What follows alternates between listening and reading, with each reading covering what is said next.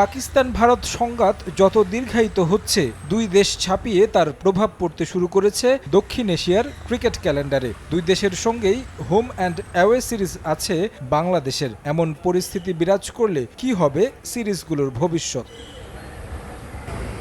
সীমান্ত উন্মাদনা প্রভাব ফেলেছে দুই দেশের ঘরোয়া টুর্নামেন্টে। পাকিস্তান থেকে দুবাই সরিয়ে নেওয়া হয়েছে পিএসএল, আর আইপিএলে প্রথম অনির্দিষ্টকালের জন্য বন্ধ ঘোষণার কয়েক ঘন্টা পর জানানো হয় এক সপ্তাহ পর আবারও মাঠে গড়াবে ইন্ডিয়ান প্রিমিয়ার লিগ।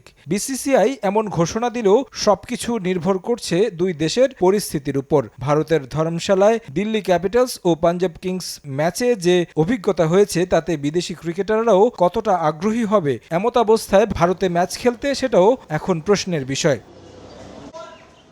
এই মাসের শেষে পাকিস্তানের মাটিতে 5 ম্যাচের টি-20 সিরিজ খেলার কথা বাংলাদেশের। ভারতীয় হামলার পর পাকিস্তান থেকে সরিয়ে নেওয়া হয়েছে পিএসএল। এমন পরিস্থিতিতে দ্বিপাক্ষিক সিরিজ আয়োজন ঝুঁকিপূর্ণ। বাংলাদেশও পর্যবেক্ষণ করছে পরিস্থিতি। বিসিবি সার্বক্ষণিক যোগাযোগ রাখছে পাকিস্তানস্থ বাংলাদেশ হাইকমিশনে। যেহেতু সপ্তাহ দুয়েক সময় রয়েছে, তাতে সিদ্ধান্ত আসবে পরিস্থিতি পর্যালোচনা করে। তবে এমন অবস্থায় ক্রিকেটাররাও কতটা সম্মত হবেন পাকিস্তান সফর করতে, সে বিষয়টিও বিবেচনায় রাখতে হচ্ছে। আর তাতে পাকিস্তান সিরিজ হয় বাতিল হবে, না হয় স্থানান্তর করা হতে পারে নিরপেক্ষ ভেন্যুতে। শিগগির বোর্ড সভা করে এ বিষয়ে সিদ্ধান্ত নেওয়া হবে।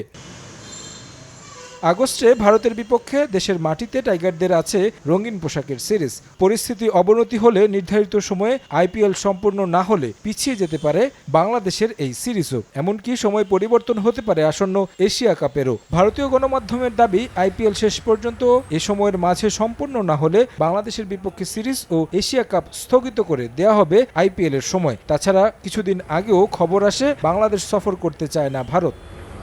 তারেক হাসান শিমুল, সময় সংবাদ।